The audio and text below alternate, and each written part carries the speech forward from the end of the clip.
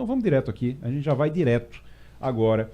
A partir de hoje, o Passando a Limpo, a Rádio Jornal e o Passando a Limpo começam uma série de entrevistas aqui, são umas sabatinas, entrevistas com os candidatos à OAB Pernambuco, a Ordem dos Advogados do Brasil em Pernambuco.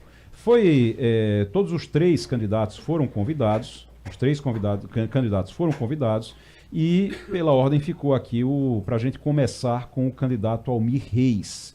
Almir Reis é o candidato da oposição, vai se apresentar aqui para a gente neste momento, e a partir de agora nós vamos até o final do programa, são 20 minutos de entrevista com o Almir Reis. Amanhã tem o Fernando Santos, e na próxima quarta-feira, Ingrid Zanella. Começamos então com o Almir Reis. Doutor Almir Reis, muito bom dia para o senhor, seja bem-vindo aqui ao Passando a Limpo e à Rádio Jornal. Bom dia, Igor, bom dia, Castilho, bom dia, Ivanildo, bom dia, nossa futura vice-presidente Fernanda Rezende, um bom dia a todos os ouvintes. É um prazer gigante estar aqui mais uma vez com cada um de vocês e vamos trazer aqui colocações que certamente vão trazer novamente dignidade, respeito, protagonismo para toda a advocacia pernambucana. Vamos começar, eu vou começar lhe fazendo uma pergunta que eu vou fazer para todos os candidatos quando passarem por aqui, que é o motivo, o porquê o senhor quer ser presidente da OAB em Pernambuco. Lembro ao senhor que o tempo vai ser igual para todos aqui vão também fazer perguntas, a gente vai ter perguntas aqui da nossa bancada também. Começando agora o nosso tempo. Candidato, por que o senhor quer ser presidente da OAB? Propósito, missão, projeto coletivo. A advocacia me deu tudo e mais um pouco. Me deu dignidade, me deu respeito, me ensinou muito ao longo dos últimos 15 anos. Chegou o momento, Igor, de devolver um pouquinho disso para toda a advocacia. Uma advocacia que, de alguma forma, se sente abandonada pelos atuais gestores. Uma advocacia que sente que falta um combate efetivo à morosidade do Poder Judiciário. Uma advocacia que cobra por mais transparência, que cobra participar do orçamento também da nossa OAB. Uma advocacia que cobra uma participação mais ativa do braço educacional da nossa escola da advocacia. Então, de alguma forma, eu quero ser o presidente que vai ser o instrumento para implementar essa mudança que é tão importante, que traz tanto simbolismo, que traz tanto significado para toda a advocacia pernambucana e não só para a advocacia, para toda a sociedade. O candidato, o senhor já foi candidato na última eleição e foi bem apertado, mas o senhor perdeu a eleição, foi bem apertado.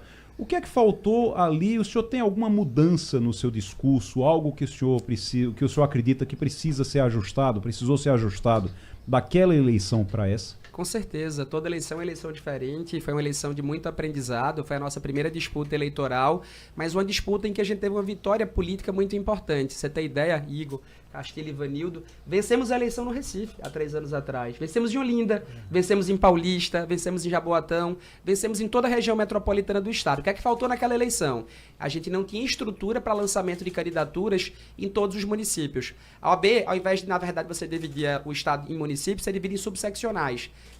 São 29 subseccionais no estado de Pernambuco. Eu só tinha 4 candidaturas. Agora não. A gente tem presença maciça em todo o estado. São 15 candidaturas que a gente está lançando, ou seja, cobrindo metade do estado. Onde a gente não tem candidatura, a gente tem uma base muito forte, consolidada. Então, o erro qual foi? Por ser a primeira eleição, a gente não tinha estrutura para, eventualmente, ter capilaridade no estado todo. A gente consertou isso e já partindo da premissa da vitória que a gente teve na metropolitana, e a vitória vai ser ainda maior nessa agora, vai ser uma vitória com a margem maior, e com toda a estrutura que a gente montou no estado todo, a gente tem certeza que é uma eleição de uma vitória por uma margem significativa.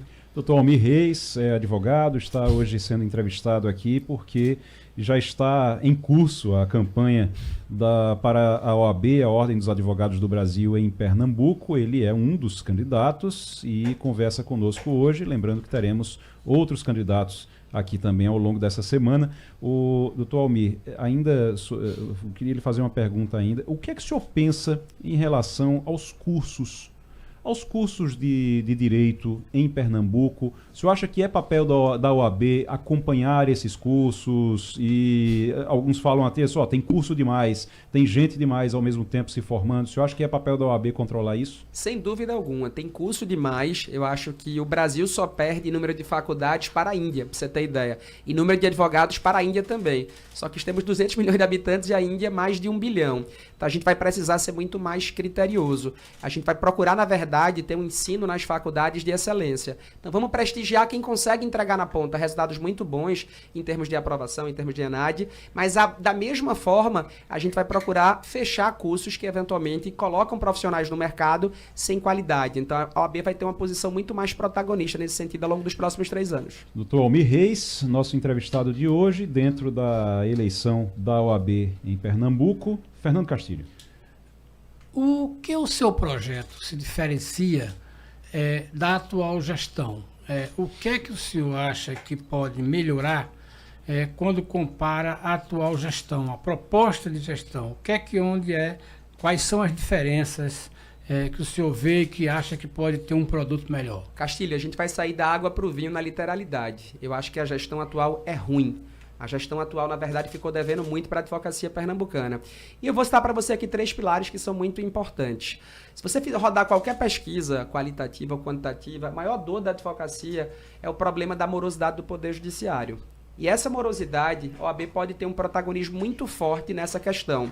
Eu estou implementando de forma inédita, a partir do ano que vem, uma diretoria de combate à morosidade do Poder Judiciário, em que um advogado na ponta que tiver dificuldade com relação a questões formais, de avançar com relação ao processo, de ter a tramitação de um processo com celeridade, ao invés de procurar o tribunal para resolver, a corregedoria para resolver, a ouvidoria para resolver, ele vai ter uma diretoria implementada dentro da instituição com estrutura que vai passar, na verdade, a cuidar desse papel, que vai auxiliar o advogado a resolver demandas. Então, a gente vai monitorar o Poder Judiciário em tempo real, vai colocar para o advogado na ponta como cada vara está funcionando, qual é o prazo médio de tramitação de um processo, qual é o pensamento médio desse juiz. E com esse monitoramento completo, eu vou poder ser muito mais altivo na hora de cobrar realmente por mais celeridade na prestação jurisdicional. E mais do que nunca, quando o advogado tiver algum problema com um magistrado, com um servidor, ao invés de procurar diretamente corregedoria, ouvidoria para reclamar, ele vai procurar a OAB, e a OAB vai ser, na verdade, esse auxiliador, para que a gente possa, na verdade, ter uma atuação que dê segurança para o advogado na ponta,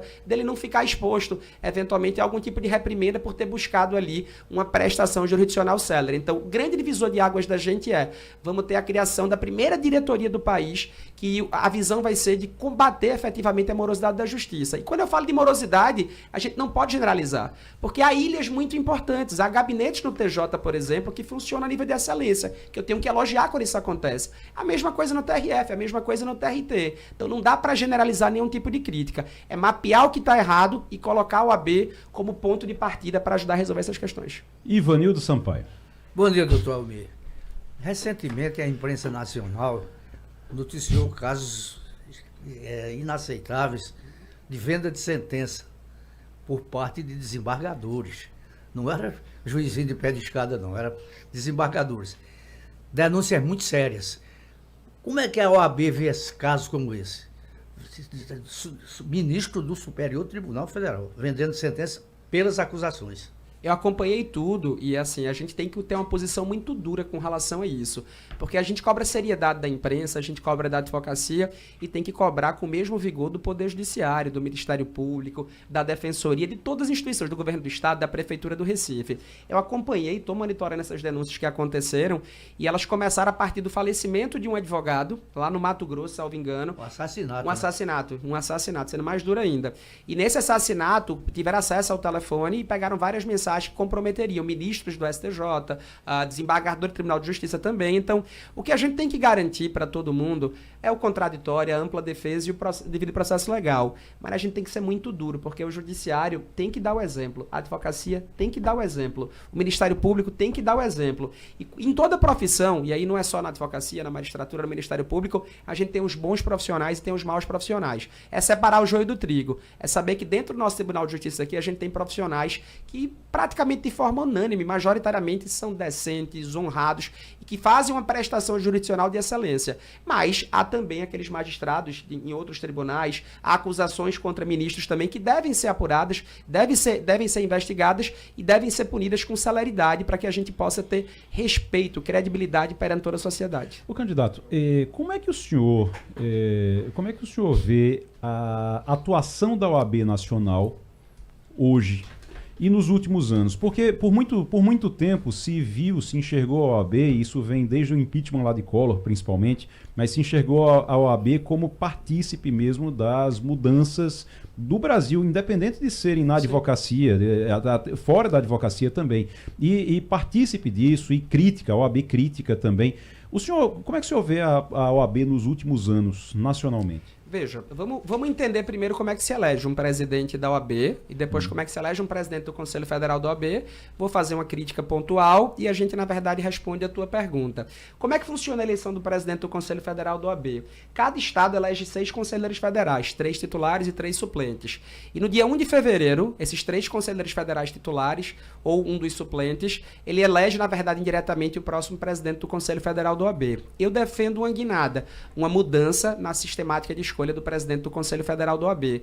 Porque a partir do momento em que você, na verdade, tem um advogado votando na ponta, não só para a eleição da estadual, mas também da nacional, ainda que indiretamente. Você pode aqui votar em Pernambuco e o voto de Pernambuco representar no colégio eleitoral, um modelo federativo. Eu acho que pode ser o modelo intermediário que venha a funcionar. Então, eu acho que o presidente atual, Beto Simonetti, é um advogado bem intencionado, que tenta, de alguma forma, se relacionar institucionalmente com o STJ, com o STF, com Câmara de Deputados, com o Senado Federal e que tem uma gestão que é bem avaliada, majoritariamente pela advocacia, assim como é uma gestão que tem críticas também. Então, eu quero, logicamente, na condição de presidente, ser uma figura que vai ter uma posição crítica, logicamente, em alguns momentos, porque eu defendo a mudança do modelo de eleição do Conselho Federal do OAB, mas essa construção precisa acontecer por dentro, precisa acontecer com muita tranquilidade, porque envolve também mudança de postura legislativa.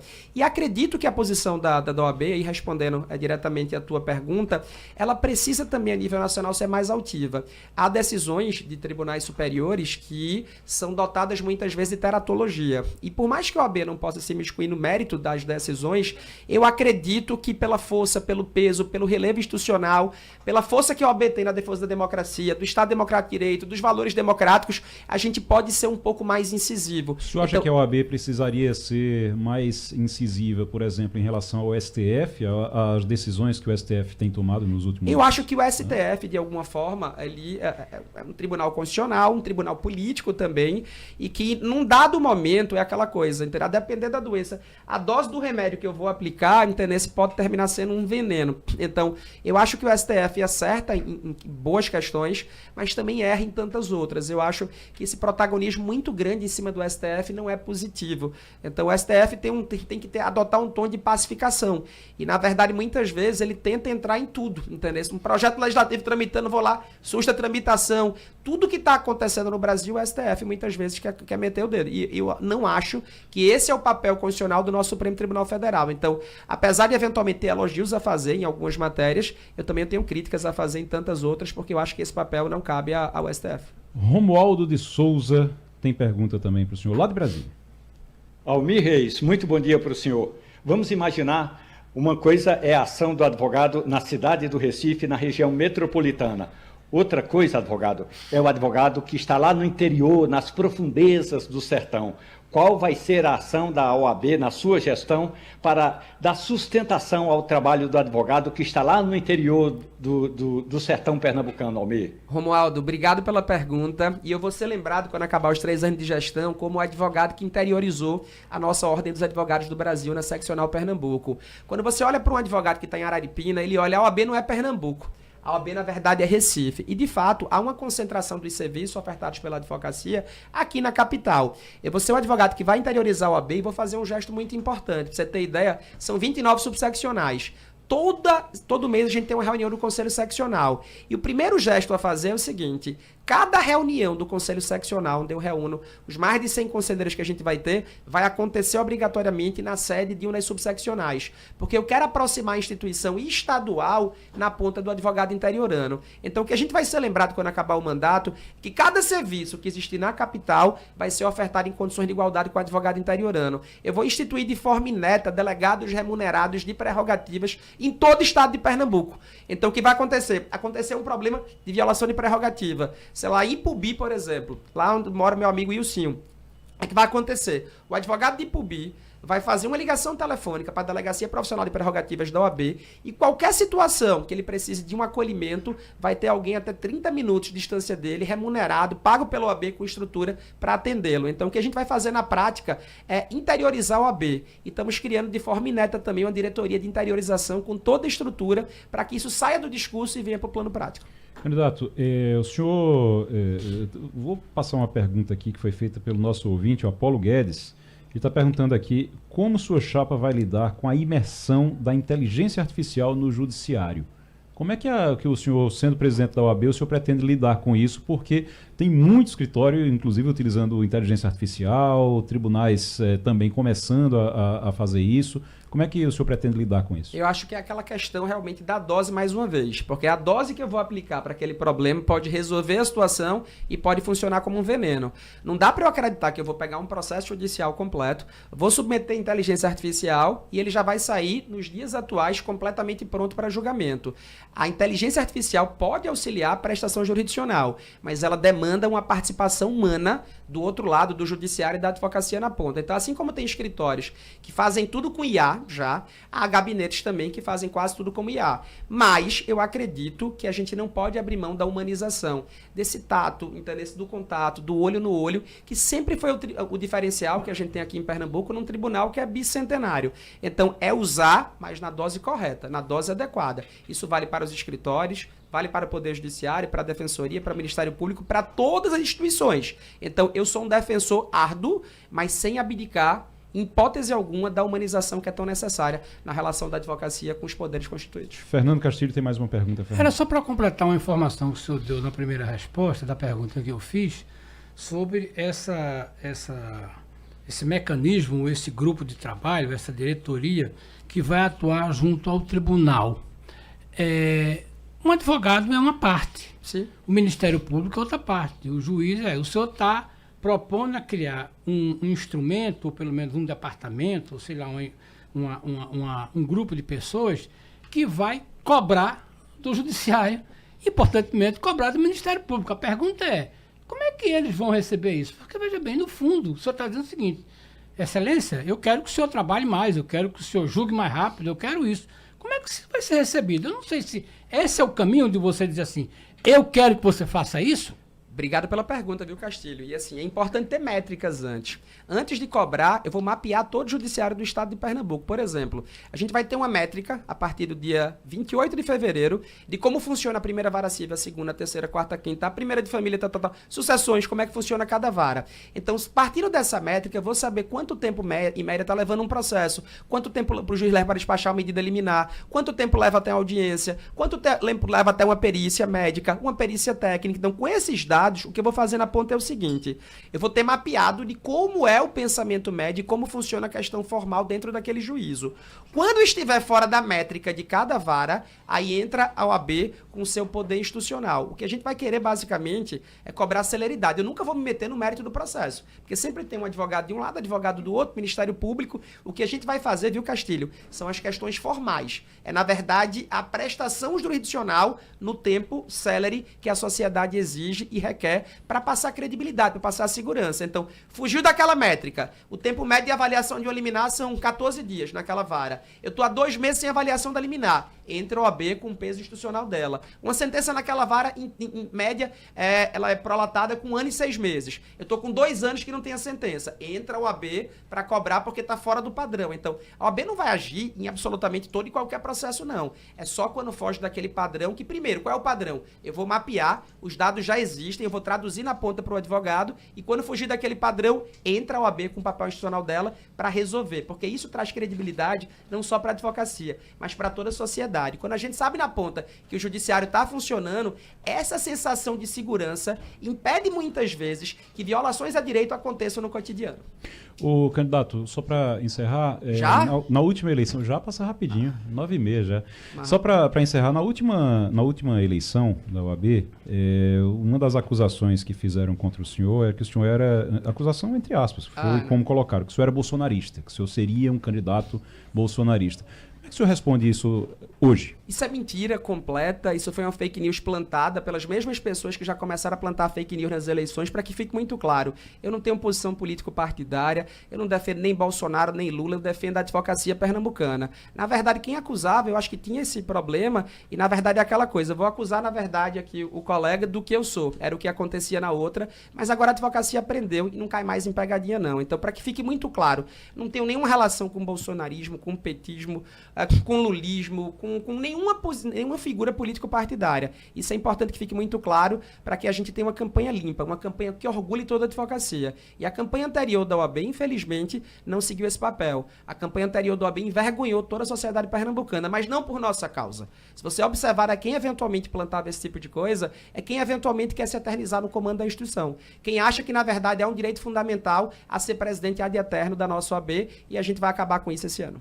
Doutor Almir Reis, então candidato à presidência da OAB em Pernambuco. A eleição acontece agora em Dia novembro, 18 né? de novembro, Dia 18 de novembro. a classe se prepare, porque vem por aí uma gestão histórica, vem por aí a melhor gestão de todos os tempos do sistema OAB e uma gestão que vai orgulhar toda a advocacia pernambucana. Doutor Almir Reis, obrigado pela participação. Eu posso só pedir para aqui. o pessoal me seguir em redes sociais aqui, Diga. se for permitido. Diga, É a claro. rede social que a gente está usando para divulgar nosso conteúdo de campanha, Almir Reis Júnior, Renova OAB, então quem puder acompanhar lá vai saber em tempo real o que a gente está fazendo, onde a gente está, para poder acompanhar nossa pauta programa também. Obrigado, doutor Almir Reis. Lembrando, amanhã, Fernando Santos será um entrevistado aqui, também candidato à presidência da OAB, e na quarta-feira, Ingrid Zanella, candidata à presidência da OAB também. Vou lembrar Obrigado. que Oi, eles estarão doutor ao Ivan. mesmo tempo que teve o candidato Almir. O tempo será o mesmo para todos os candidatos. O tempo será o mesmo para Ninguém todos os se sentir candidatos. nem privilegiado. Eu quero debate. 20 minutos. Vai ter debate. Vai ter também. Obrigado. Romualdo de Souza, Ivanildo Sampaio, Fernando Castilho. Obrigado a todos. Na sequência, Tudo é Notícia chegando com Tiago Raposo. Um grande abraço. O Passando a Limpo tem produção de Max Augusto, trabalhos técnicos de Evandro Chaves e Eduardo Silva. E o assistente de estúdio é Val Melo, nos ajudando aqui sempre. Um abraço a todos. Até amanhã. A Rádio Jornal apresentou opinião com qualidade e com gente que entende do assunto. Passando a Limpo. Oferecimento 3D, sua linha completa de produtos de limpeza. 3D limpa muito melhor. Peças para ônibus e caminhões aqui em Recife